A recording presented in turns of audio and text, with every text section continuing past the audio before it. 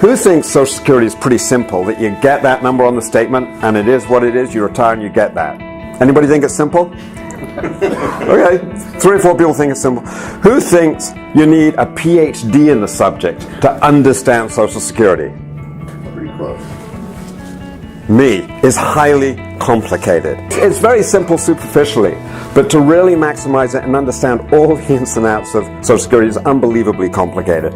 And who am I to talk about Social Security? So my name is Adam Scott. I'm a wealth manager, certified financial planner. I'm a partner at a company called Westside Investment Management. I actually make it my job to take successful creative professionals and executives and get them to retirement sooner than they thought possible. How do we do that? We do that with wealth management, with wealth planning, and certain tax strategies to drastically reduce taxes, and then such strategies as optimizing Social Security. For all of us born 1960 and later, our full retirement age is 67. Now I can retire earlier than that, I can retire at 62, but I get my full benefit at 67. We have a theoretical person who's getting $2,000 a year at their full retirement age of 66. If they choose to retire early at the age of 62, their benefit gets reduced. It gets reduced by 25%. For those of us who are 67 and older, it's going to get reduced even more. We can still retire at 62, but it's reduced by 30%. If we wait from the age of 66 or 67 to 70, it goes up 8% a year. That's one of the best investments you can make. There are very few investments you could make where the income stream you're going to receive is going up 8% a year plus inflation over that 3 or 4 year period.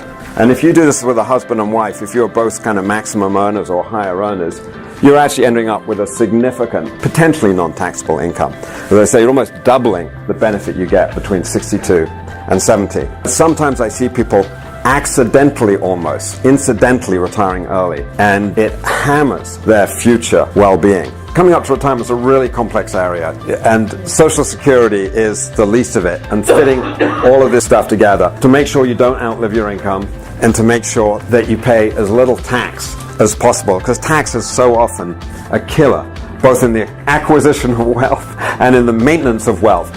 And there are many strategies that can be done legally to reduce your tax bill. And there are critical mistakes that it's so easy to make as you enter retirement, which can be just catastrophic. And as we've just seen, Social Security is just one part of that. Everything I'm saying here needs to be verified by your financial advisor, your expert, or by the Social Security Administration. The problem is, yes, we often know more than the people, and when we have clients, we'll print out the legal papers on which this is written. And again, yes, it takes sometimes 2 or 3 times. Yeah, they go through exactly what you're describing before they get it sorted out. So you can't just go in there and trust them. You have to know better than them.